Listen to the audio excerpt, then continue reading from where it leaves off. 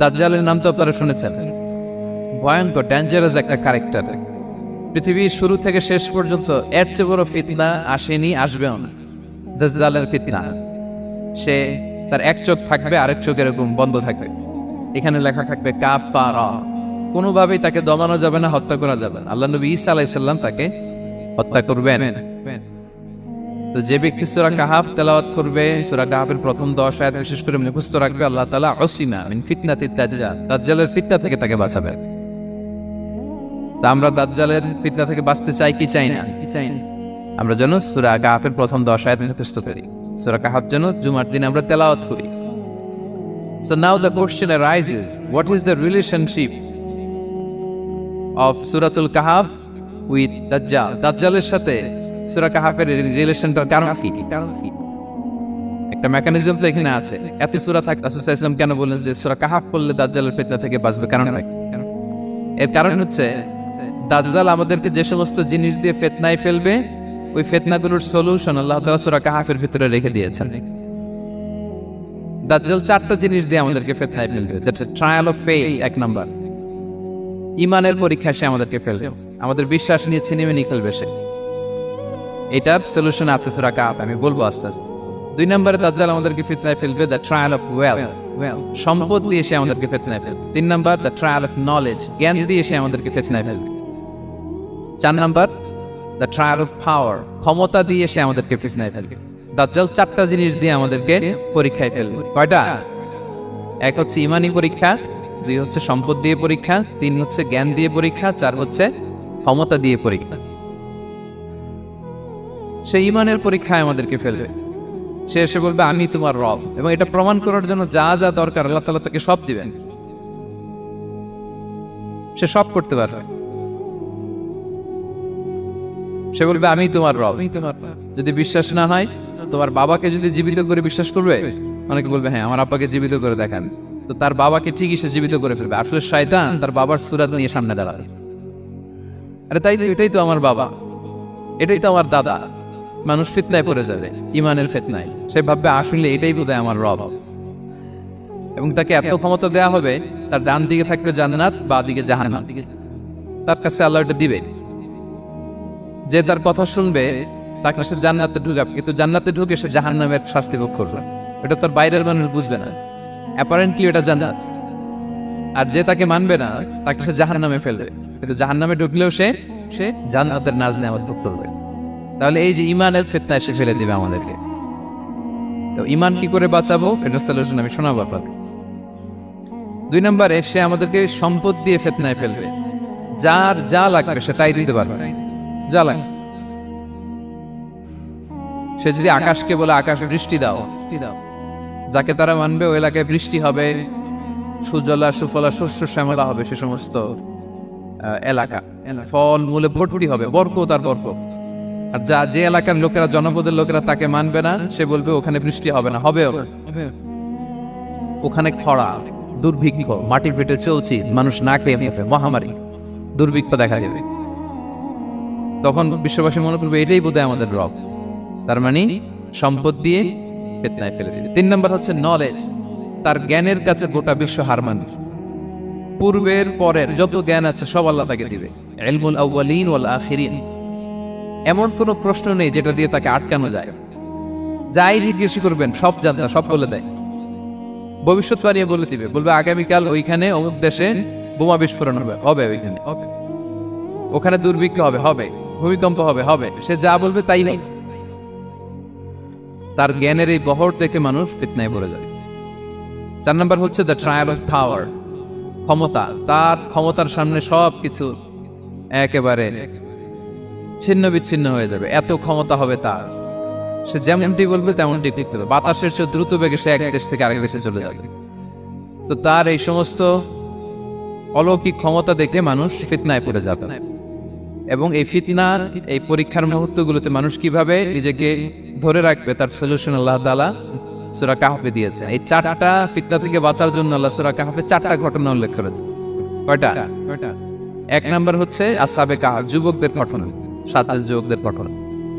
ঈমান কি করে বাঁচাবেন, সলিউশন ওখানে। সম্পদের ফিতনা থেকে কিভাবে নিজেকে বাঁচাবেন, এজন্য একজন বাগানওয়ালার ঘটনা আল্লাহ সেখানে। জ্ঞানের ফিতনা থেকে কি করে বাঁচবেন এজন্য আল্লাহ তাআলা মুসা আলাইহিস সালাম এবং খিজির আলাইহিস সালামের ঘটনা সেখানে উল্লেখ করেছেন। আর ক্ষমতার ফিতনা থেকে কি করে বাঁচবেন এটা বোঝানোর জন্য আল্লাহ তাআলা যুলকারনাইনের ঘটনা উল্লেখ করেছেন। চারটা ফিতনা থেকে বাঁচার জন্য কয়টা ঘটনা?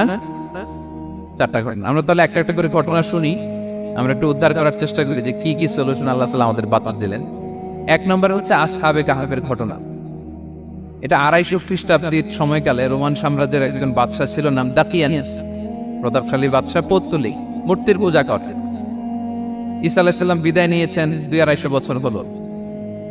তো সব নবীর ধর্মই কিন্তু ইসলাম, যদিও আমরা নাসারা বলি, ইয়াহুদি বলি, সব নবীদের ধর্মই কি ইসলাম। তো তিনি ছিলেন পৌত্তলিক, মূর্তির পূজা করত। আর তার এলাকায় কেউ যদি ঈসা আলাইহিস সালামের নাম নিত, আখিরাতে বিশ্বাস করতো, আল্লাহ বিশ্বাস করতো, তাদেরকে তারা পাথর মেরে হত্যা করত। এজন্য ভয়ে কেউ ঈসাই ধর্মে ঈমান আনত না, মানে ইসলামে ঈমান আনত না। এই রাজার ভয়ে সবাই মূর্তির পূজা করতেন। কিন্তু 7 জন যুবক ছিল, তারা স্রোতে গা ভাসিয়ে দেয়নি, স্রোতের বিপরীতে তারা ঈমান নিয়ে দাঁড়িয়েছে। তারা ঈসা আলাইহিস সালামের রেখে যাওয়া সত্য ধর্মের উপর ঈমান এনেছে, আখিরাতে তারা বিশ্বাস করত। এই 7 জন যুবকের কথা ছড়াতে ছড়াতে রাজা দাকিয়ানুসের কাছে চলে যায়। উনি তো রেগে মেগে ডেকে পাঠালো 7 জনকে। তাদেরকে জিজ্ঞেস করলো, তোমরা কাকে মানো? বলতেছে এক আল্লাহকে মানি। সাহসী, খুবই সাহসী। বলতেছে তুমি কি জানো তোমরা কার সামনে কথা বলতেছো? আমি তোমাদেরকে মৃত্যুদণ্ড দিতে পারি। তারা বলে দেন, কিন্তু আমরা সব বিসর্জন দিলেও ঈমান বিসর্জন দিতে পারবো না। সুবহানাল্লাহ। তুমি বললে তোমরা যুবক মানুষ, রক্ত গরম, আবেগে কথা বলতেছো, 3 দিন সময় দিলাম, যাও যাও, ঈসার নাম ভুলে যাও, আখিরাত ভুলে যাও, আল্লাহর নাম ভুলে যাও। 3 দিন পরে তোমাদেরকে আবার ইন্টারভিউ নেব। ওই দিন যদি একই কথা বলো, পাথর মেরে 7 জনকে দুনিয়া থেকে উড়িয়ে দিতে। তারা চলে গেল। এবার 7 বন্ধু মিলে পরামর্শ করতে লাগলো, কি করতে পারি আমরা, এই গুণেধর সমাজকে আমরা কিভাবে বাঁচাবো। এই পৌত্তলিকতার ছবল থেকে এই ইফসিস নগরীকে বাঁচাবো কি করে? নগরীটার নাম ছিল ইফসিস নগরী। বর্তমানে এটা তুরস্কের ইজমির শহরে অবস্থিত। এখনো জায়গাটা প্রত্নতাত্ত্বিকদের ইয়েতে এটা সংরক্ষিত, এখনো টুরিস্টরা যায়। তো তারা বললো, আমরা ঈমান বিসর্জন দিব না, যদি আমরা ওদের কথা মেনে নিই আমরা তো মুশরিক হয়ে গেলাম, চলো আমরা এক কাজ করি, আমরা এলাকা ছেড়ে দেব। এই 7 যুবক আল্লাহর উপর ভরসা করে তারা বাড়ি ঘর আত্মীয় স্বজন সব ছেড়ে দিয়ে লোকালয় ছেড়ে দূরে একটা পাহাড়ের ভেতরে আশ্রয় নিল। পাহাড়ের ভেতরে একটা গুহা ছিল, এই গুহা কি আরবিতে বলে আল কাহাফ। কি বলে? এই সূরার নাম কি? সূরাতুল কাহাফ। তো তাদের সাথে সাথে একটা কুকুরও যাচ্ছিল। তারা বারবার তাড়িয়ে দেওয়ার চেষ্টা করতেছিল কুকুরটাকে যাতে না যায়, কিন্তু এই কুকুর শুধু কান্না করে তাদের সাথে যাওয়ার জন্য ঘেউ ঘেউ করতেছিল। এই কুকুরটাকেও সাথে নিলেন। ভালো মানুষদের সাথে থাকলে কি হয় দেখেন, এই কুকুরের কথা, যেহেতু 7 জন ইমানদারের সাথে একটা কুকুর ছিল, এই কুকুরের কথা আল্লাহ সূরাতুল কাহাফে উল্লেখ করে দিয়েছে। ওয়াকালবুহু বাসিতুন যিরাআইহি বিল ওয়াসি। তো তারা ভিতরে গেল, যে প্রচন্ড ক্লান্ত, তারা ঘুমিয়ে পড়ল। কি করলো? এই এক ঘুমে আল্লাহ 309 বছর কাটাই দিলেন। কয়শো 9 বছর? 9 বছর গম প্রচন্ড গম যেন আর কাটা না। 309 বছর পরে এরা জাগিল। এখন খুব ক্ষুধা, ঘুমে আর মোর ভাঙতেছে। আর একজন জিজ্ঞেস করতেছে, কি লম্বা সময় ঘুম দিলাম বোধ হয় আমরা? একজন বলতেছে, হ্যাঁ মানে সারাদিনই ঘুমাইছি আমরা। আরেকজন বলতেছে, না না সারাদিন না, দিনের কিছু অংশ হয়তো ঘুমাইছি। আসলে কয় বছর ঘুমাইছে? 309 বছর। তো এদিকে সভ্যতার তো চেঞ্জ। এখানে ওই দাকিয়ানুস মরে, এর ছেলে মরে, এর নাতি মরে, পুতি মরে, এখন 6ষ্ঠ নম্বর রাজা আসছে। প্রজন্মের পর প্রজন্ম তো শেষ। 309 বছরে কমপক্ষে 4-5টা জেনারেশন চেঞ্জ হবে। তো জেনারেশন চেঞ্জ হয়ে, এলাকা চেঞ্জ হয়ে, তারা যে স্বপ্ন দেখেছিল এই ইফসিস নগরীতে কালেমার পতাকা উঠবে, তাদের স্বপ্ন আল্লাহ বাস্তবায়ন করেছে। 309 বছরের ব্যবধানে এই এলাকার সবাই মুসলিম হয়ে গেছে। আল্লাহ চাইছিলেন ওদেরকে দেখাবে এটা, যে স্বপ্নটা যে বাস্তবায়ন হয়েছে এটা দেখাবে। তো ঘুম থেকে উঠছে, একজনকে তারা বললো যে লুকায় লুকায় চাদর মুড়ি দিয়ে কিছু রুটি নিয়ে আসো বাজার থেকে, যাতে তোমাকে না চিনে। চাদর মুড়ি দিয়ে যাও। কিছু পয়সা ছিল, মুদ্রা দিয়ে দিস। তো সে যে যখন দোকানদারের কাছ থেকে রুটি নিয়েছে আর মুদ্রা দিছে, দোকানদার বলে, এই মুদ্রা কোথা থেকে আসলো? 309 বছর আগে মালয়েশিয়াতে রিঙ্গিট ছিল কিনা জানি না, যেভাবে ওরা ট্রানজাকশন করতে পারছে যেটা ছিল, ওইটা যদি এখন কেউ দেয় রাজধানী বিলাসে খাবার পাওয়া যাবে? হ্যাঁ হ্যাঁ। তো রুটিওয়ালা বলে তুমি বর্তমান সময়ের মুদ্রা দাও, এটা দিচ্ছ কেন? বলতেছে এটা তো বর্তমান সময়ের মুদ্রা। বলতেছে এই যে মুদ্রার মধ্যে দেখো কোন সালের সিল দেওয়া, এটা তো শত শত বছর আগে। বলতেছে কি বলে শত বছর আগে?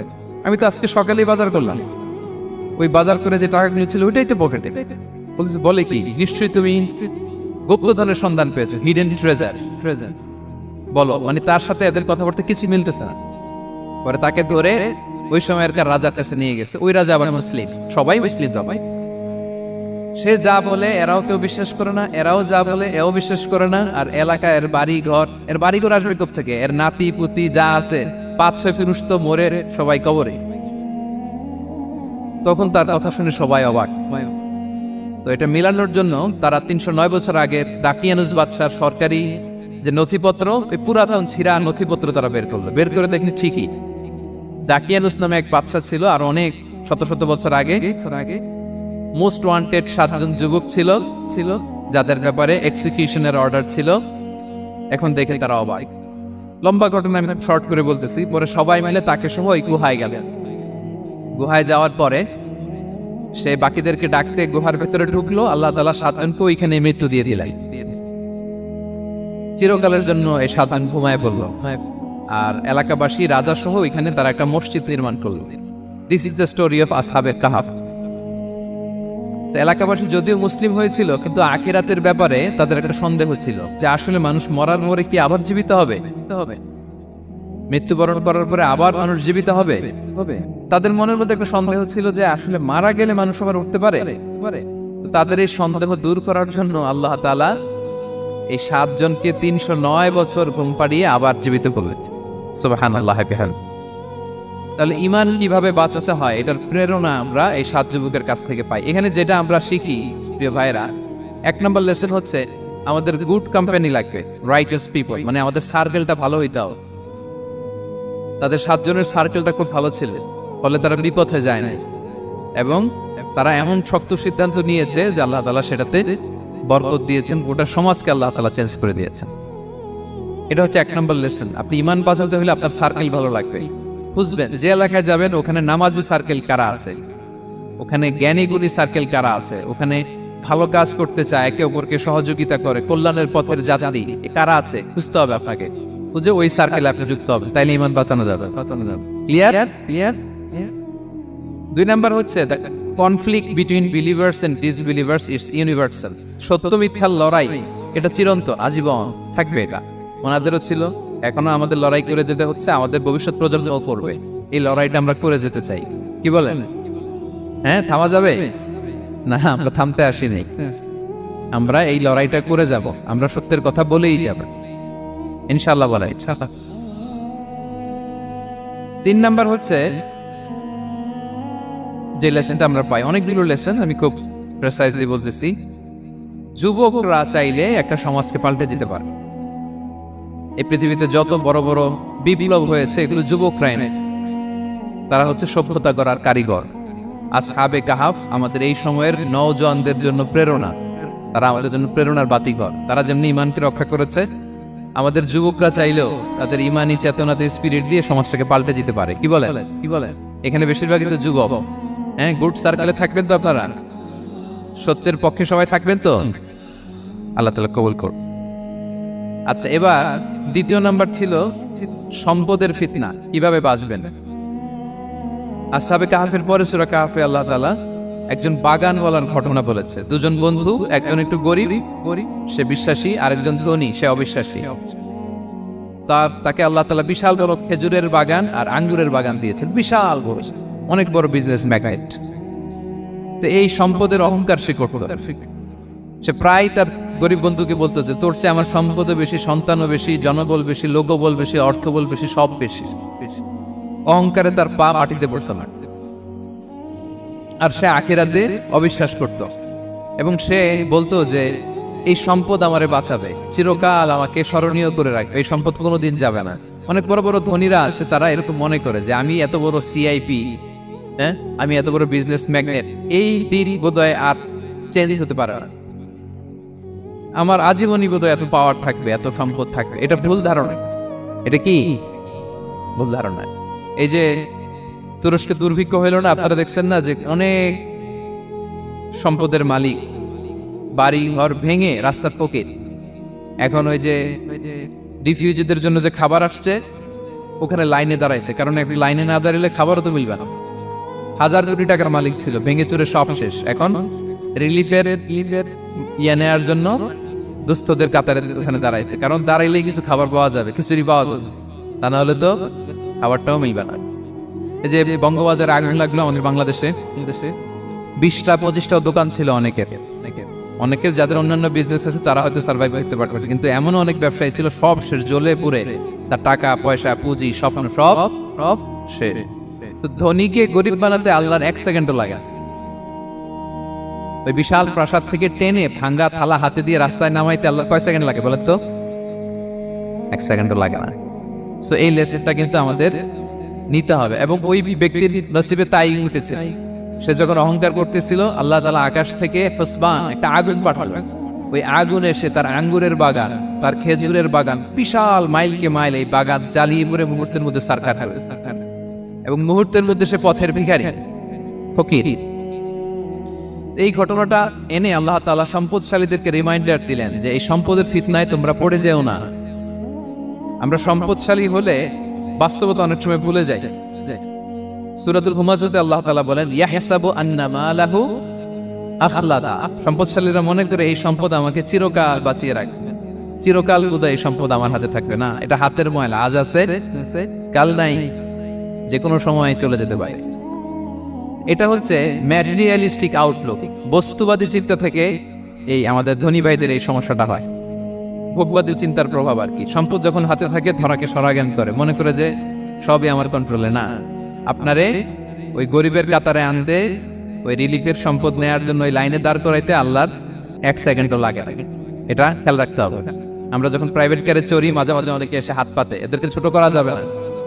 গল্পটা আল্লাহ ভিন্ন করতে আল্লাহর 1 সেকেন্ডও লাগে। ওইদিকে আমি দাঁড়ায় হাত পাততাম আর উনি প্রাইভেট কারে বসে থাকতো, আল্লাহ চাইলে করতে পারতেন না, পারতেন। তো এখান থেকে আমাদের জন্য শিক্ষা হচ্ছে সম্পদ এটা ক্ষণস্থায়ী, আজ আছে কাল নাই, এটা ক্ষণস্থায়ী, এটাকে এভারলাস্টিং মনে করা যাবে না। এভারলাস্টিং হচ্ছে আখিরাত। ওয়ালাল আখিরাতু খায়রুল লাকা মিনাল উলা, আখিরাত তোমার জন্য দুনিয়ার চেয়ে শ্রেষ্ঠ। এবং আল্লাহ তাআলা দৃষ্টান্ত একটা দিয়েছেন যে দুনিয়ার জীবনটা হচ্ছে কামা, ওই পানির মতো যেটা আনজালনাহু মিনাস সামা, আকাশ থেকে নাজিল করেছি। ওই পানি ক্ষেতের মধ্যে পড়ে ফসল, ফুল ফসল হয়েছে। এরপরে যখন ফসল কাটা হয়, ওই ক্ষেত খামার এগুলো তৃণলতা হয়ে যায়, ভুসির মতো হয়ে যায়। তখন বাতাসের ঝাপটায় একবার এদিকে যায়, একবার ওদিকে যায়। অনেক লম্বা উপমা, আমি সংক্ষেপে বললাম। তো শেষ আউটপুটটা হচ্ছে এটা, সম্পদ এটা মুহূর্তেই চলে যেতে পারে। সম্পদ উপার্জন জায়েজ আছে, মুসলিমরা সম্পদ উপার্জন করতে পারবে, কোনো অসুবিধা নাই। আপনি যদি ধনী হন এটা ভালো, ফলে আপনি যাকাত দিতে পারবেন, অসহায় দুস্থদের সহায়তা করতে পারবেন, কন্ট্রিবিউট করতে পারবেন।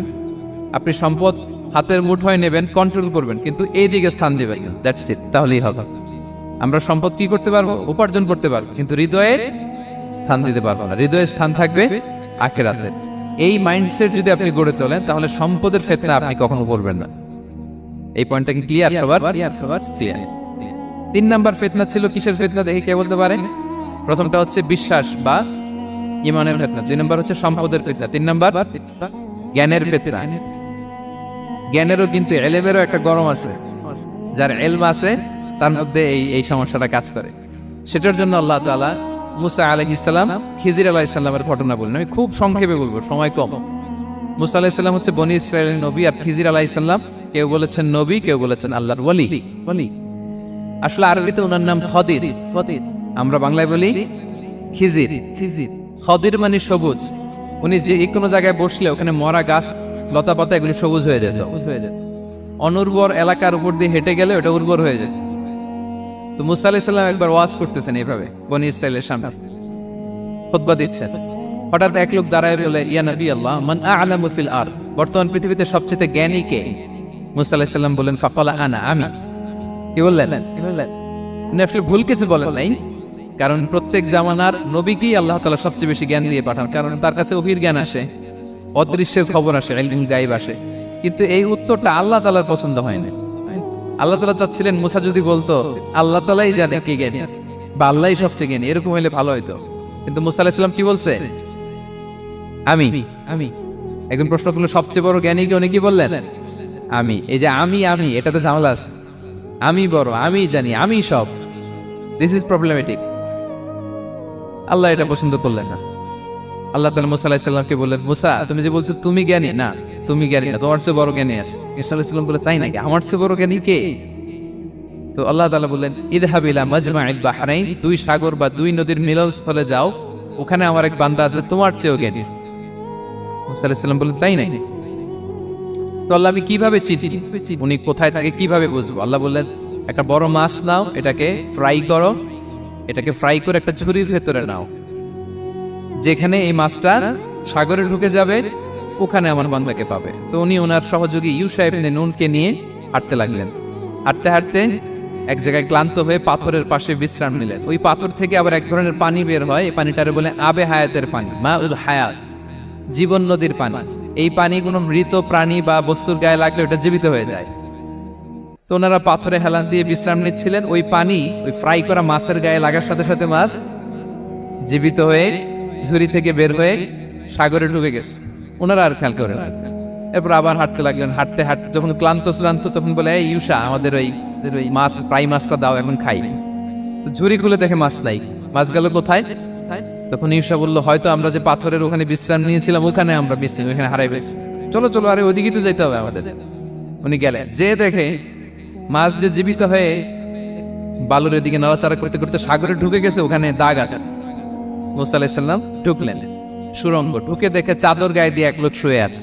সালাম দিলেন, আসসালামু আলাইকুম। ওই লোক চাদর আর সরায় না, ভিতর থেকে বলতেছে ওয়ালাইকুম আসসালাম। তো চাদরের ভিতর থেকে উনি বলে, মানান তুমি কে? মুসা আলাইহিস সালাম বললেন, আনা মুসা, আমি মুসা।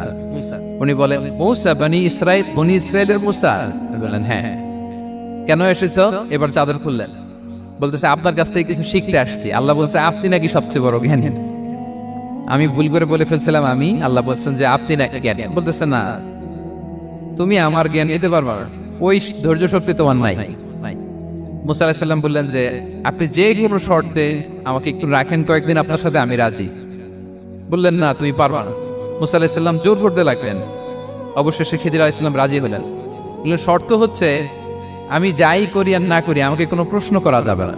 মুসা আলাইহিস সালাম বললেন ওকে। সফর শুরু হলো। সামনে নদী, এক লোক তাদের নৌকা দিয়ে নদী পার করাই দিল। নদী পারাপারের পর খিজির আলাইহিস সালাম লাঠি দিয়ে নৌকার তলাটা ছিদ্র করে দিলেন। মুসা আলাইহিস সালাম বললেন ইন্নালিল্লাহ, এটা আপনি কি করলেন?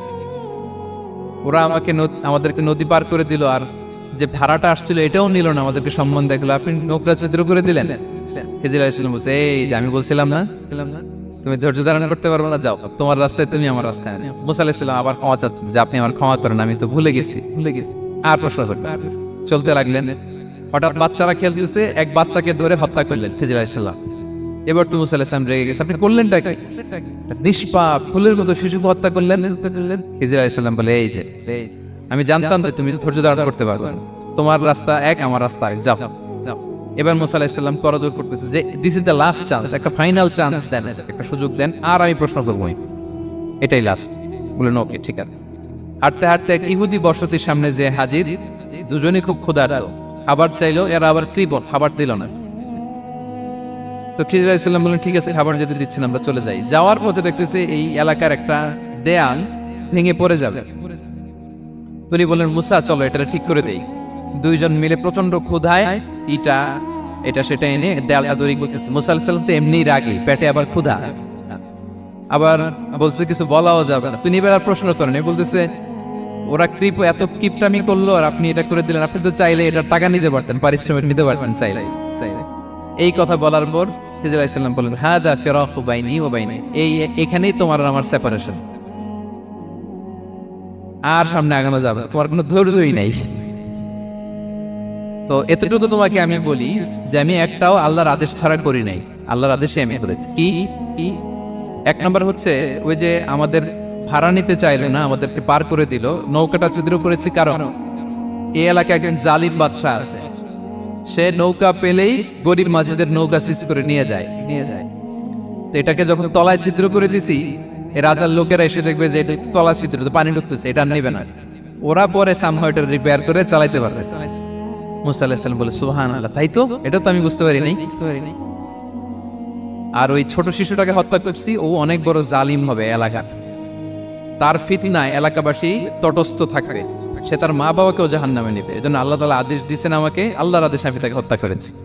মুসা আলাইহিস সালাম বললেন তাই তো, এটা তো অনেক ভালো কাজ করছেন, তাই না? বলতেছে তাহলে ওইটা বলেন, খাবারও দিল না, এত কৃপণ, এদের দেয়াল কেন ঠিক করতে গেলেন আপনি? তখন তিনি বললেন যে আসলে এটা একটা ইয়াতিমদের ঘর ছিল, দুইটা ইয়াতিম শিশু, তাদের বাবা মা খুব ভালো ছিল, আর এই দেয়ালের নিচে আসে গুপ্তধন, এই দেয়ালটা পড়ে যাবে, এই গুপ্তধন তারা ছোট মানুষ নিতে পারবে না, এলাকাবাসী তাদেরকে বঞ্চিত করে নিয়ে যাবে।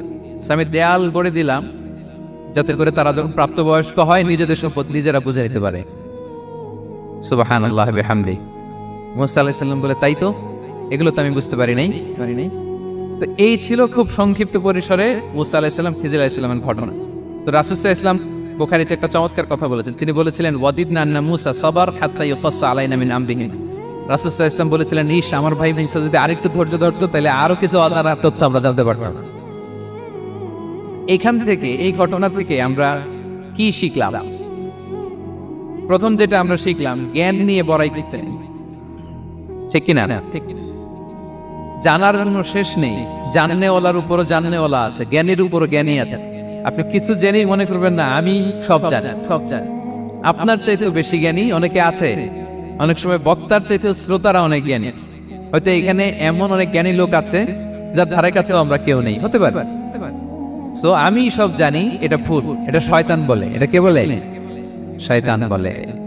আবু নওয়াস একটা কবিতা লিখেছেন, ওয়াকুল লিমান ইয়াদঈ ফিল ইলমি ফালসাফাতান হাবাসতা শাইআন ওয়া গাবাত আনকা আশিয়াউ।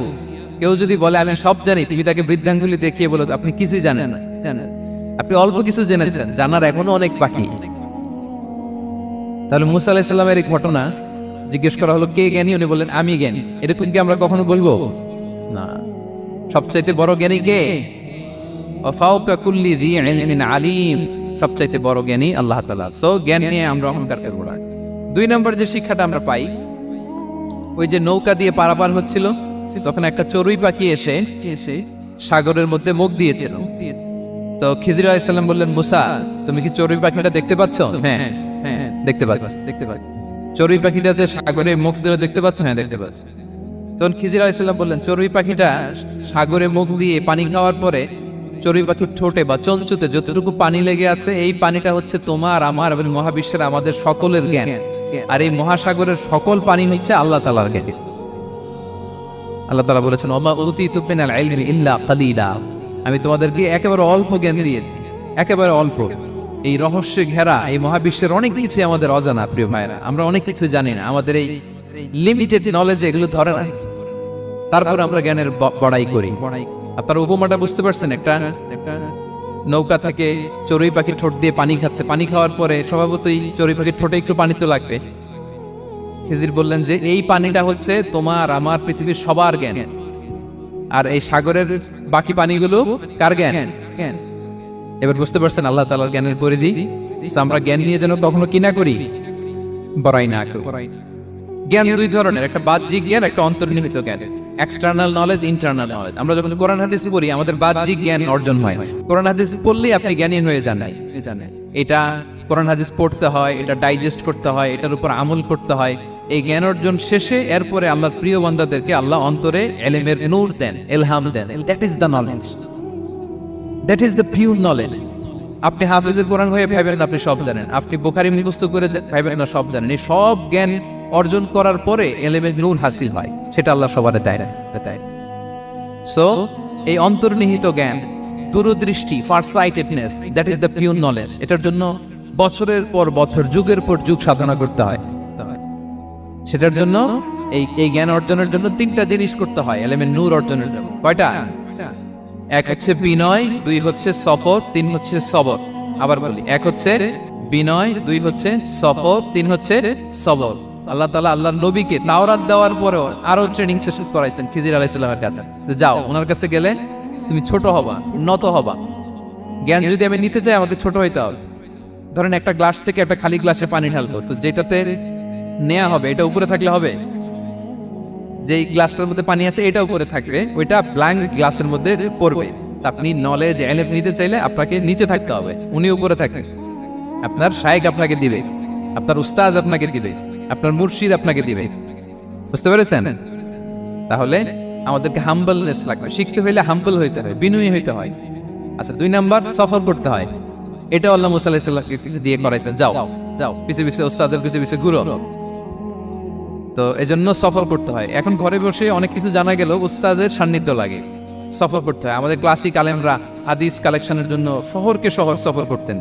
এখন আমাদের আলেমরা দেওবন্দে যায়, মিশরে যায়, মদিনায় যায়, এখানকার মালয়েশিয়ান স্টুডেন্টরা দেশে বিদেশে যে নলেজ অর্জন করে। সফর আপনাকে লাগবেই। তাহলে বিনয়, সফর, 3 নম্বরে কি সবর, ধৈর্যশীল হইতে হবে। মুসা আলাইহিস সালাম বারবার প্রশ্ন করে ফেলতেছেন, বারবার অদাবঙ্গ করতেছেন, এরকম করলে হবে না। ধৈর্য লাগবে, ধৈর্যের বলে বলিয়ান হলে তখনই আপনার মধ্যে ইলম আসবে। তাহলে জ্ঞানের ফিতনায় পড়ার আর আমাদের কোনো সম্ভাবনা আছে? আমরা বিনয়ী হব, আমরা জ্ঞান আল্লাহর দিকে ফিরাই দেব, আমরা বলবো উনি সবচেয়ে ভালো জানেন। পারা যাবে তো ইনশাআল্লাহ? আচ্ছা, আমি একেবারে শেষ পর্যায়ে চলে আসছি, 2 মিনিটের মধ্যে শেষ করে দিয়েছি। 3 নাম্বার ছিল কিসের ফিতনা? 4 নাম্বার ক্ষমতার ফিতনা। এই ফিতনা থেকে বাঁচার জন্য সর্বশেষ আল্লাহ তাআলা যুলকারনাইনের ঘটনা বলেছেন। অনেক বড় বাদশা ছিলেন, পৃথিবীতে 4 জন বাদশা গোটা বিশ্ব শাসন করেছেন। 2 জন কাফির, 2 জন মুমিন। কাফির একজন হচ্ছে নমরুদ, যিনি ইব্রাহিম আলাইহিস সালামকে আগুনে ফেলেছিলেন। আরেকজন হচ্ছে বখতনাসার, যাকে ইংরেজিতে বলে নেবুচারনেজার দ্য সেকেন্ড, দ্বিতীয় নেবুচারনেজার। তারা কোনো নির্দিষ্ট এরিয়ার বাউন্ডারির বাদশা না, গোটা বিশ্বের বাদশা ছিলেন এই 2 জন কাফির। আর 2 জন বাদশা ছিলেন গোটা বিশ্বকে শাসন করেছেন, তারা ছিলেন মুমিন। একজন হচ্ছে সুলাইমান আলাইহিস সালাম, আল্লাহর নবী।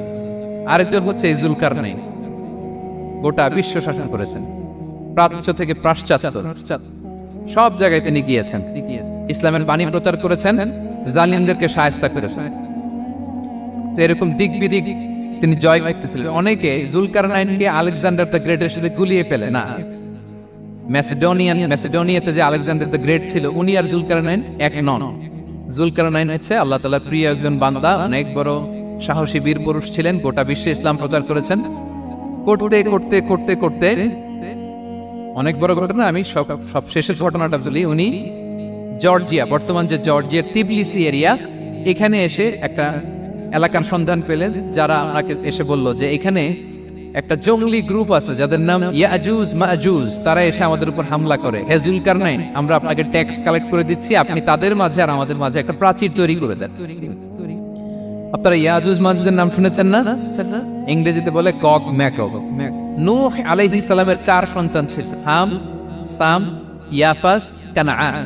এই ইয়াফাসের বংশধর হচ্ছে ইয়াজুজ মাজুজ, জঙ্গলি, হাজার হাজার শুধু বংশ বিস্তার করে।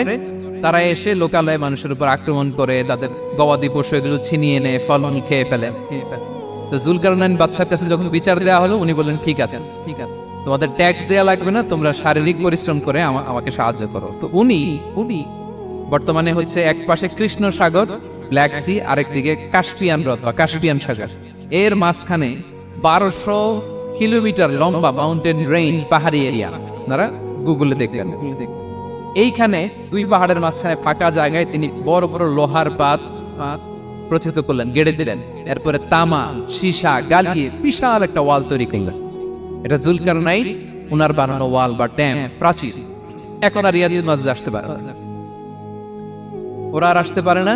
ওরা প্রতিদিন এটা ভাঙার চেষ্টা করে, কিন্তু ভাঙতে ভাঙতে আরেকটু ভাঙলেই ভেঙে যাবে। ওরা বলে আগামীকাল ভেঙে ফেলবে, ইনশাল্লাহ বলতে ভুলে যায়। এজন্য এরপরের দিন এসে দেখে আবার এটা আগের মতো হয়ে আছে। কিয়ামতের আগ দিয়ে ওদের মধ্যে এই ইনশাআল্লাহর প্রেরণা আসবে। তাদের একজন বলে উঠবে, আগামীকাল ইনশাআল্লাহ আমরা এটা ভেঙে খান খান করে দেব, ঠিকই ভেঙে ফেলবে। তখন তারা ভেঙে চুরে কোটি কোটি ইয়াজুজ মাজুজের দল এসে হামলে পড়বে। সামনে পড়বে তাবারিয়া সাগর। এক দল এসে তাবারিয়া সাগর এমন ভাবে খাবে, এই দল যাওয়ার পরে আরেক দল এসে এখানে যে সাগরে যে পানি ছিল এটা কল্পনাই করতে পারবে। তারা পৃথিবীতে ফিতনা ফাসাদ করবে। ঈসা আলাইহিস সালাম তখন আসবেন, দোয়া করবে আল্লাহ তাআলার কাছে মুমিনরা, একটা মহামারী দিবে আল্লাহ তাআলা ইয়াজুজ মাজুজের মধ্যে, ওরা মরে যাবে সব। এরপর বিশাল এক পাখি এসে তাদেরকে আল্লাহর মর্জি মাফিক এমন এক জায়গায় ফেলে আসবে, কেউ জানবে না। তো তারা যে পচে গলে মাটির সাথে মিশেছিল, এই গলিত লাশ থেকে মাটি ঠিক উর্বর হয়ে যাবে। এরপর আল্লাহ তাআলা পৃথিবীর কিন্তু বারাকা দিবেন, কিছু রোপণ করলে তাড়াতাড়ি ফুলে ফেপে বড় বড় ফল হচ্ছে। তো এটা কিয়ামতের আলামতের অন্য কোনো আলোচনায় হয়তো আমরা বলবো। তো জুলকারনাইন তিনি বিশাল এখানে প্রাচীর তৈরি করে দিয়েছিলেন, এবং প্রাচীর তৈরি করে দিয়ে তাদেরকে বলেছিলেন যে যতদিন আল্লাহ তাআলা চাইবেন এটা থাকবে, এবং যেদিন আল্লাহ তাআলার আদেশ আসবে এটা ভেঙে খান খান হয়ে যাবে।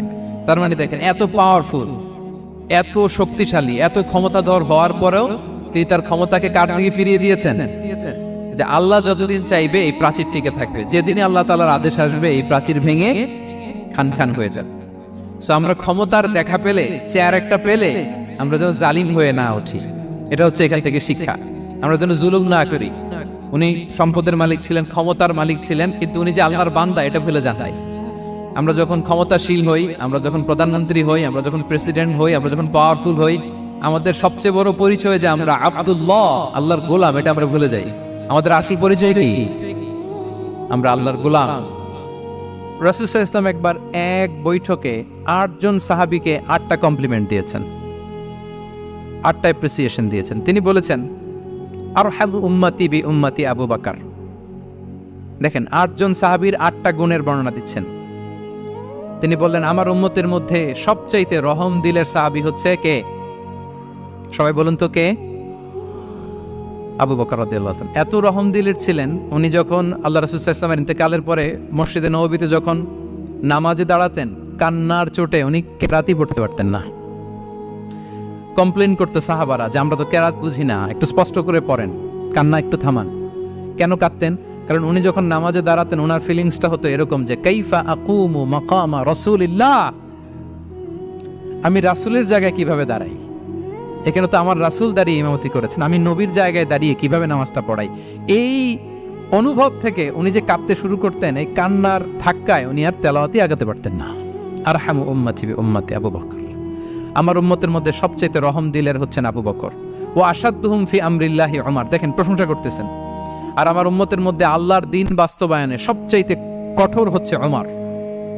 মুনাফিকরা ওনাকে জমের মতো ভয় পেত, ইভেন শয়তান ভয় পেত। রাসূল সাল্লাল্লাহু আলাইহি ওয়াসাল্লাম বলেন, ওমর তুমি যদি এই রাস্তা দিয়ে হাঁটো, শয়তান যদি দেখতে পায়, শয়তান এই রাস্তা রেখে দিয়ে অন্য কোনো রাস্তা থাকলে ওইটা দিয়ে হাঁটে। সুবহানাল্লাহ। আমাদের অনেক সময় এমন হয় না যে আমাদের বাচ্চারা, ছেলেমেয়েরা খেতে চায় না, আমাদের নাতি নাতনিরা খেতে চায় না, মায়েরা খাবার নিয়ে পেছনে পেছনে ঘুরে, আর তখন ভয় দেখায়, এই রাত্রিবেলা তাড়াতাড়ি খাও, ওই যে বাঘ আসবে, বাঘ, বিড়াল আসবে, বিড়াল, তাড়াতাড়ি না খেলে কিন্তু ভূত আসবে, ভূত। এরকম বলেন আপনারা? বলেন না?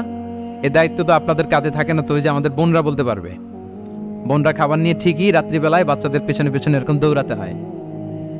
তো কি বলতে হয়? যে এই ভূত আসলো, ভূত, ওই যে বিড়াল আসলো, বিড়াল, কুকুর আসলো, এইগুলো বললে বাচ্চারা আবার ভয় পায়, তাড়াতাড়ি করে খায়। তো মদিনাতেও মদিনার বাচ্চারা খেতে চাইতো না। তো খেতে না চাইলে মায়েরা ভূত আসতেছে, ভাল্লুক আসতেছে এগুলো না বলে বলতো, হা হুয়া ইয়াতি উমর, ইয়াতি উমর, তাড়াতাড়ি খাও, তাড়াতাড়ি খাও, ওই যে ওমর আসতেছে, ওমর। সুবহানাল্লাহ বিহামদিহি ওয়া আশাদ্দুহুম ফি আমরিল্লাহি উমর। আল্লাহর দ্বীন বাস্তবায়নে সবচেয়ে কঠোর ছিলেন ওমর রাদিয়াল্লাহু তাআলা আনহু। ওয়া আসদাকুহুম হায়াআন উসমান। সবচেয়ে লাজুক সাহাবী ছিলেন উসমান রাদিয়াল্লাহু তাআলা। শুধু অর্থ বলে যাই। ওয়া আকরাউহুম লিকিতাবিল্লাহি উবাই ইবনে কাব। সবচেয়ে কোরআনের ভালো কিরাত পড়তে পারতেন উবাই ইবনে কাব। আফরাদুহুম যায়েদ ইবনে সাবিত। উত্তরাধিকার বন্টনের নীতিমালা, ফারায়েজের জ্ঞান ছিল যায়েদ ইবনে সাবিত রাদিয়াল্লাহু তাআলা। ওয়া আ'লামুহুম বিল হালালি ওয়াল হারামি মুআদ ইবনে জাবাল। এই উম্মতের হালাল হারামের স্পেশালিস্ট সাহাবী হচ্ছেন মুআদ ইবনে জাবাল। আলা ওয়া ইন্না লিকুল্লি উম্মাতিন আমিনান ওয়া আমিনা হাদিহিল উম্মাহ আবু উবাইদা ইবনুল জাররাহ। সব উম্মতের একজন বিশ্বস্ত লোক থাকে, এই উম্মতের সবচাইতে বিশ্বস্ত লোক হচ্ছে আবু উবাইদা ইবনুল জাররাহ। দেখেন, 8 জন সাহাবীর 8টা গুণের কথা বললেন। আচ্ছা, রাসূল সাল্লাল্লাহু আলাইহি ওয়াসাল্লাম যখন সাহাবীদের প্রশংসা করেছেন, ওই সাহাবীদের কেমন লেগেছে বলেন তো? ফিলিংসটা ভালো লেগেছে না? হৃদয়ে জুড়িয়েছে, ইন্সপায়ার্ড হয়েছেন, মোটিভেটেড হয়েছেন, আরো ভালোর প্রতিযোগিতা কি করে করা যায়। সাহাবীদের মধ্যে সবচাইতে সুরেলা গলার কণ্ঠের অধিকারী ছিলেন আবু মুসা আল-আশআরী রাদিয়াল্লাহু তাআলা আনহু। তো রাসূল সাল্লাল্লাহু আলাইহি ওয়াসাল্লাম একবার রাত্রিবেলা তার বাসার পাশ দিয়ে যাচ্ছিলেন, দীর্ঘ সময় ওনার কণ্ঠের তেলাওয়াত শুনলেন। পরের দিন সকালে বললেন যে, আবু মুসা, তুমি তো চমৎকার গলায় তেলাওয়াত করো। আবু মুসা বলে, ইয়া রাসূলুল্লাহ, আমি তো কোনোদিন আপনার সামনে দাঁড়িয়ে তেলাওয়াত করি না, আপনি কি করে জানলেন? রাসূল সাল্লাল্লাহু আলাইহি ওয়াসাল্লাম বললেন, গত রাতে তুমি যখন তেলাওয়াত করছিলে আমি তোমার ঘরের পাশ দিয়ে যাচ্ছিলাম, আমি মনোযোগ দিয়ে শুনেছি। আবু মুসা বলে, ইয়া রাসূলুল্লাহ, আপনি আমার তেলাওয়াত শুনতেছেন, ওইটা জানলে তো আমি ফজর পর্যন্ত তেলাওয়াত চালিয়ে যেতাম, হাত্তাল ফাজর আমি তেলাওয়াত চালিয়ে যেতাম ইয়া রাসূলুল্লাহ। আল্লাহ রাসূল সাল্লাল্লাহু আলাইহি ওয়াসাল্লাম তখন বললেন, লাকাদ উতিতা মিজমারান মিন মাযামিরি আলি দাউদ। হে আবু মুসা, দাউদ আলাইহিস সালামের গলায় আল্লাহ তাআলা যেমনি সুরের ঝংকার দিয়েছেন, এই উম্মতের মধ্যে তোমার গলায় আল্লাহ সেই সুরের লহরী ঢেলে দিয়েছে। বলেন, এই অ্যাপ্রিসিয়েশন যখন রাসূলের মুখ থেকে পাইলো কেমন লাগবে ওনার? বলেন। এখানে ধরেন আপনি কেউ হাফেজে কোরআন, শেখ সুদাইস যদি বলে যে মাশাআল্লাহ মাশাআল্লাহ আনতা কারিউল কুররা, আপনাকে যদি এটা বলে কেমন লাগবে আপনার? হ্যাঁ, সারা দুনিয়া তো এটা বলে বেড়াবেন যে শেখ সুদাইস আমার রেসিটেশনের প্রশংসা করেছে, খাবার ইমাম আমার প্রশংসা এপ্রিসিয়েট করেছে। আর স্বয়ং রাসূলুল্লাহ সাল্লাল্লাহু আলাইহি ওয়াসাল্লাম যখন বলে তোমার গলায় আল্লাহ সুরের ঝংকার ঢেলে দিয়েছে, তখন ওনার কেমন লেগেছে? এজন্য আপনার ছেলে মেয়ে স্ত্রী বন্ধু আপনার সার্কেলের কেউ কোনো ভালো কাজ করলে কৃপণতা করবেন না, এপ্রিসিয়েট করুন। রাসূল সাল্লাল্লাহু আলাইহি ওয়াসাল্লাম এপ্রিসিয়েশন আমাদেরকে শিখিয়েছেন। ইভেন মুখাইরিক নামে এক ইহুদি ছিল, মদিনার সব ইহুদিরা বিট্রে করেছে, কিন্তু এই মুখাইরিক নামে এক ইহুদি উহুদের যুদ্ধে মুসলিমদের পক্ষে লড়াই করে নিহত হয়েছে। সে তার কথা রেখেছে। মুসলিম সাহাবীদের শহীদদের লাশের সাথে যখন এই ইহুদি তার লাশও আনা হলো, রাসূল সাল্লাল্লাহু আলাইহি ওয়াসাল্লাম তার দিকে তাকায় বললেন, মুখাইরিক খায়রু ইয়াহুদ, Mukhayriq is the best among Jewish. তিনি বললেন, মুখাইরিক, এই পৃথিবীতে যত ইহুদি আছে এখানকার ইহুদিদের মধ্যে মুখাইরিক হচ্ছে সবচেয়ে শ্রেষ্ঠ ইহুদি। দেখেন, মুখাইরিক কোন ধর্মের ছিলেন? মুসলিম নাকি? কোন ধর্মের? ইহুদি হওয়ার পরেও তাকে এপ্রিসিয়েশন করতে রাসূল সাল্লাল্লাহু আলাইহি ওয়াসাল্লাম ভুলেন নাই। তাহলে আমরা যেন এপ্রিসিয়েটিভ মাইন্ডসেটের অধিকারী হই। কটা গেল? 10 নম্বরে হচ্ছে ফ্লেক্সিবল। 10 নম্বরে কি? ফ্লেক্সিবল, মানে কোনো বিষয়ে খুব অনড় হয়ে থাকা, এটা রাসূল ইসলাম ছিলেন না, ফ্লেক্সিবল ছিলেন। আমরা অনেক সময় বলি না যে ভাই আপনি কি 9টায় আসতে পারবেন না 10টায়? বলে আমি ফ্লেক্সিবল উইথ দিস, মানে যেটা বলবেন আমার সমস্যা, এরকম ইজি গোয়িং ছিলেন উনি, গো ধরে থাকতেন না, যে কোনো পরিস্থিতিকে সামলে নিতেন। ফ্লেক্সিবল হচ্ছে যে কোনো পরিবেশ পরিস্থিতির সাথে নিজেকে মানিয়ে নেওয়া, খাপ খাওয়া, নিজেকে সামলে নেওয়া, সলিউশন বের করে ফেলা, এটা রাসূল সাল্লাল্লাহু আলাইহি ওয়াসাল্লামের ছিল, এটাকে বলে ফ্লেক্সিবল মাইন্ডসেট। নাজরানের 60 জন খ্রিস্টান পাদ্রী এসেছিল মদিনায় দেখা করতে। কোন ধর্মের? খ্রিস্টান। সবাই আওয়াজ করে বলুন, কোন ধর্মের? খ্রিস্টান। এখন এত মানুষকে সম্মানিত মেহমানকে উনি কোথায় বসতে দিবেন? পরামর্শ করলেন কোথায় বসতে দেওয়া যায়। এক সাহাবী বলে, আমার কাছে কিছু খেজুর পাতা আছে, ওটা বিছায়া একটা জায়গা করে ওখানে বসি। রাসূল ইসলাম বললেন, না, দামি মেহমান, এটা হয়। আরেকজন বলে, বিকেল বেলায় তো সূর্য পড়ে যাবে, পাহাড়ের ছায়ায় উহুদ পাহাড়ের ওই পাশে যেয়ে বসি। রাসূল ইসলাম বললেন, না, এটাও তো হয় না। বলতে বলতে ওই 60 জন পাদ্রী চলেই আসছেন এই মানে বিদেশি মেহমান, ফরেন ডেলিগেশন। কি করবেন? রাসূল ইসলাম 60 জনকে মসজিদে নববীর ভেতরে নিয়ে বসালেন। সুবহানাল্লাহ পড়তে পারলেন না? মসজিদে নববীর ভেতরে বসালেন। এবং সিরাতে ইবনে ইসহাকে এসেছে যে তখন ওদের আবার ইবাদতের সময় হয়েছে, রাসূল ইসলাম তাদেরকে ইবাদতের সুযোগ দিয়েছেন। তাদের কিবলা পূর্ব দিকে, তারা পূর্ব দিকে হয়ে 60 জন ওখানে ইবাদত করেছে, তাদের ধর্ম রীতি অনুযায়ী সালাত আদায় করছে। দেখেন কতটা ফ্লেক্সিবল ছিলেন রাসূল সাল্লাল্লাহু আলাইহি ওয়াসাল্লাম। ফজরের সালাতের পরে ঘরে ঢুকেই আম্মাজান আয়েশাকে জিজ্ঞেস করতেন, কোনো খাবার আছে? আম্মাজান আয়েশা যদি বলতেন আছে, তিনি সেটা খেতেন। কোনোদিন যদি বলতেন না ইয়া রাসূলুল্লাহ, ঘরে তো খাবার নাই, তখন রাসূল সাল্লাল্লাহু আলাইহি ওয়াসাল্লাম বলতেন, ফাইন্নী সাইম, অসুবিধা নাই, খাবার যেহেতু নাই আমি রোজা রেখে দিলাম। কত ইজি গোয়িং। আচ্ছা, আমরা হলে কি করতাম বলেন তো? ফজরের পরে ঘরে গেছেন আপনি, বড় সাহেব না, এবার যাওয়ার পরে জিজ্ঞেস করছেন কি আছে, খাবার দাও। যদি বলে ঘরে কিছু নাই, কি বলবেন? দেখি কয়েকটা উত্তর আসুক। ফজরে মসজিদে অনেক কিছু করে টরে ক্ষুধা পেটে ঘরে গেলেন, যে বললেন যে টেবিলে বসে বললেন যে খাবার দাও, এখন বলে যে কিছু নাই ঘরে, কি উত্তর আসবে? এখান থেকে একটা উত্তর আসুক, বলেন কি বলবেন? হ্যাঁ, খবর আছে? এই তো, এদিকে বলেন, আপনি কি বলবেন? আপনারা আলহামদুলিল্লাহ বলে না, কিন্তু বাসায় বলে না। পিছনে ভাবিরা আছে, এখন কিন্তু রিপোর্ট নেওয়া যাবে সহজে। তো যদি আমরা আলহামদুলিল্লাহ বলি, that is called easy going and flexible mindset. এটাই হওয়া উচিত। খাবার থাকলে খেতেন, না থাকলে বলতেন okay I am fasting, it's not a big deal, ফাইন্নী সাইম। যেহেতু নাই কেয়ার করবো, আমি রোজা রেখে দিলাম, এরকম ইজি গোয়িং ছিলেন। দেখেন, his life was so simple but so special. হ্যাঁ, মুহাম্মদ সাল্লাল্লাহু আলাইহি ওয়াসাল্লাম তাহলে ফ্লেক্সিবল ছিলেন। কয়টা গেল? আর কয়টা বাকি? আচ্ছা, 5 মিনিটে শেষ করে দেই। 11 নম্বর হচ্ছে অপটিমিস্টিক মাইন্ডসেটের অধিকারী ছিলেন। অপটিমিস্টিক, প্যাসিমিস্টিক ছিলেন না, মানে ইতিবাচক চিন্তা করতেন সবসময়। সবসময় কি চিন্তা করতেন? আপনি আজকের এই হলরুমের কিছু ভুল ধরতে পারবেন না? যদি বলে যে কয়েকটা ভুল ধরেন, বলবেন যে এই সমস্যা, সাউন্ডের সমস্যা, ওইদিকে এটা নাই, ওইদিকে এটা নাই, এটা হচ্ছে ভুল। আপনি প্যাসিমিস্টিকটা ধরলেন। এবার যদি বলা হয় আজকের এই প্রোগ্রামের কয়েকটা পজিটিভ দিক বলেন, তখন আপনি কিন্তু কয়েকটা পয়েন্ট বের করতে পারবেন যে এটা ছিল একটা ইতিবাচক দিক, এই প্রোগ্রামের এটা ছিল একটা পজিটিভ দিক। তো রাসূল সাল্লাল্লাহু আলাইহি ওয়াসাল্লাম ওই পজিটিভ দিকগুলোতে ফোকাস করতেন। হ্যাঁ, come back positive, not go back negative. রাসূল সাল্লাল্লাহু আলাইহি ওয়াসাল্লামের কাছে এসে যদি কেউ বলতে, রাসূলুল্লাহ আমি খুব অসুস্থ, আমি খুবই অসুস্থ, রাসূল সাল্লাল্লাহু আলাইহি ওয়াসাল্লাম কি বলতেন জানেন? জি, রাসূল সাল্লাল্লাহু আলাইহি ওয়াসাল্লাম বলতেন লা বাসা আলাইকা তুহুরুন ইনশাআল্লাহ। ইয়া রাসূলুল্লাহ আমি অসুস্থ। রাসূল সাল্লাল্লাহু আলাইহি ওয়াসাল্লাম বলতেন আরে don't worry, it will cleanse up you from your sins if Allah wish. ইনশাআল্লাহ এতে তোমার যে গুনাহ টুনা আছে, পাপ আছে, এই পাপগুলোকে আল্লাহ তাআলা এই অসুস্থতা দিয়ে মোচন করে দিচ্ছেন। পড়েন সুবহানাল্লাহ। তাহলে আপনি অসুস্থতার মধ্যে একটু হালকা হলেন না, যে জ্বরে ভুগতেছি কিন্তু এই জ্বরে নাকি আমার গুনাহ মাফ হয়ে যায়। পেটের ব্যথায় আক্রান্ত, মাথা ব্যথায় আক্রান্ত, কিন্তু এটাতে নাকি আল্লাহ আমার পাপ মোচন করে দেয়, তাহলে একটু ভালো লাগবে না? তাহলে দেখেন, একটা কঠিন পরিবেশকে রাসূল সাল্লাল্লাহু আলাইহি ওয়াসাল্লাম সহজ করতেন। অসুস্থ শুনলেই লা বাস তুহুরুন ইনশাআল্লাহ, আর কিছু হবে না, আল্লাহ তোমার গুনাহ মাফ করে দিচ্ছে। অসুস্থ ব্যক্তি দেখলেই মাথায় হাত দিয়ে দোয়া করতেন, আল্লাহুম্মা রাব্বান নাস আযহিবিল বাস ইশফি আনতাশ শাফি লা শিফাআ ইল্লা শিফাউক শিফাআন লা ইউগাদিরু সাকামা। উজ্জীবিত হয়ে যেত অসুস্থ ব্যক্তি। আমরা কি করি? আমরা কি করি? কাউকে অসুস্থ দেখলে, রোগাক্রান্ত দেখলে, ওই রোগে সবচাইতে কষ্ট পেয়ে যে মারা গেছে তার ঘটনা বলা শুরু করি।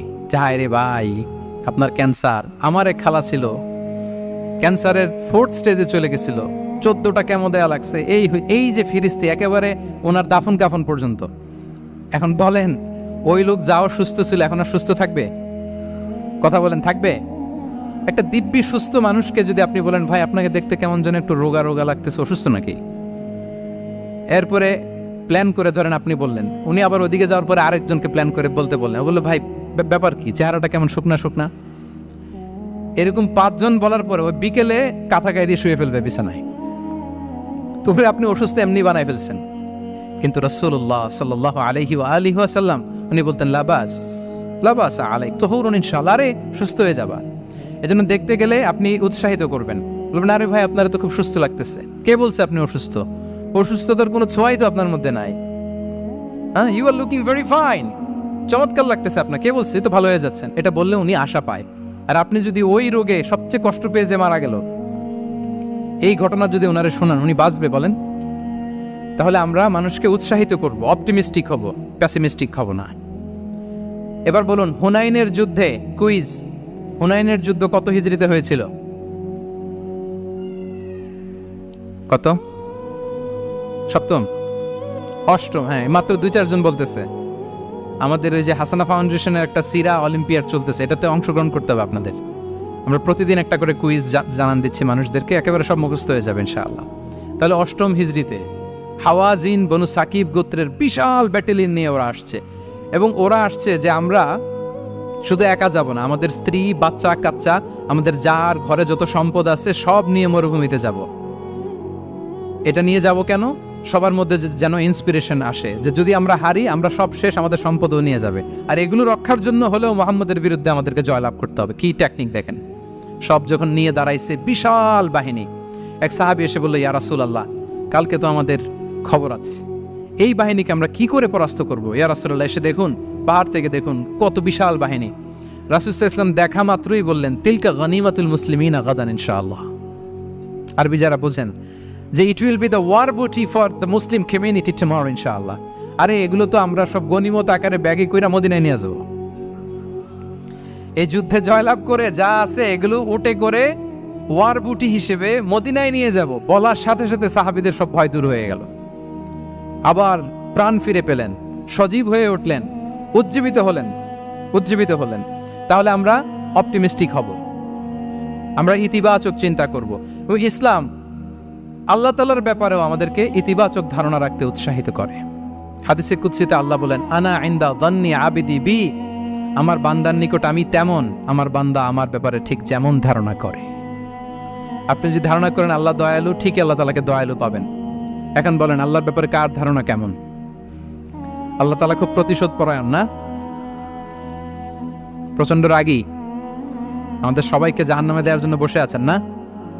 তাহলে কি ধারণা বলেন তো? তিনি দয়াময়, তিনি মেহেরবান, তিনি আমাদেরকে অবশ্যই ক্ষমা করবেন, ঠিক কিনা বলেন? এই বিশ্বাস আল্লাহর প্রতি আমাদের সবার আছে তো? এই বিশ্বাস যদি থাকে, ঠিকই আল্লাহ তাআলাকে রহমান রাহিম হিসেবেই আপনি পাবেন। তাহলে আওয়াজ করে বলুন তো, এই নবরাত্রি হলকে উচ্ছ্বসিত করে আওয়াজ করে বলেন, আমরা সবাই অপটিমিস্টিক হব না পেসিমিস্টিক? অপটিমিস্টিক, ইতিবাচক হব। রাসূল সাল্লাল্লাহু আলাইহি ওয়াসাল্লাম অপটিমিস্টিক মাইন্ডসেটের অধিকারী ছিলেন। কয়টা গেল? লাস্ট হচ্ছে রেজিলিয়েন্ট। শেষ। I am going to conclude my speech today. Resilient হচ্ছে যাকে থামানো যায় না, আনস্টপেবল। সংকট কাটিয়ে ঘুরে দাঁড়ানোর সামর্থ্য যার থাকে তাকে বলে রেজিলিয়েন্ট। লেগে থাকার মানসিকতা, টিকে থাকার যোগ্যতা, সহজে হার না মানার যে অ্যাটিটিউড, এটাকে বলে রেজিলিয়েন্ট মাইন্ডসেট। রাসূল সাল্লাল্লাহু আলাইহি ওয়াসাল্লামকে আল্লাহ তাআলা এই মাইন্ডসেট দিয়েছিলেন। ওনাকে হারাইতে পারছে কেউ? জীবনের সাথে এটা সেট করে নেন যে আমি কখনো হারি না, আমি হয় জিতি নয় শিখি। আমি কখনো হয় জিতি নয় শিখি। এই মাইন্ডসেট যদি গ্রো করেন, আপনার হারাইতে পারবে কেউ? পারবে না। রাসূল সাল্লাল্লাহু আলাইহি ওয়াসাল্লাম, হি ওয়াজ আনস্টপেবল, হ্যাভিং আনবিলিভেবল সবর।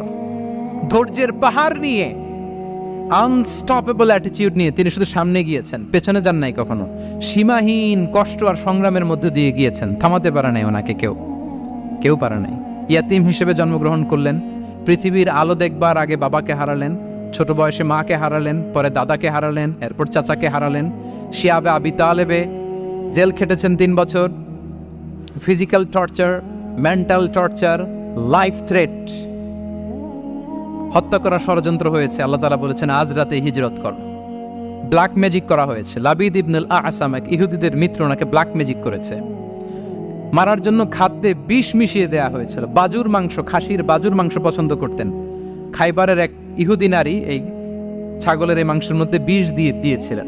ইহুদিদের পক্ষ থেকে betray, treachery, conspiracy and what not, কি বাকি ছিল বলেন?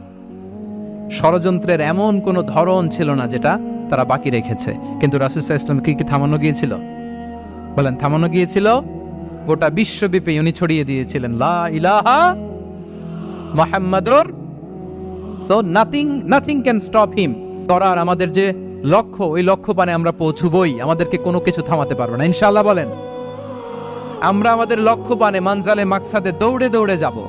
আমাদেরকে থামিয়ে দেয়া হলে আমরা হাঁটতে থাকবো, সেখানে আমাদেরকে আঘাত করা হলে আমরা হামাগুড়ি দিয়ে সামনের দিকে যেতে থাকবো, সেখানেও থামিয়ে দেওয়ার চেষ্টা করা হলে আমরা আমাদের মানজিলে মাকসাদের দিকে অপলক নেত্রে যেতে থাকবো।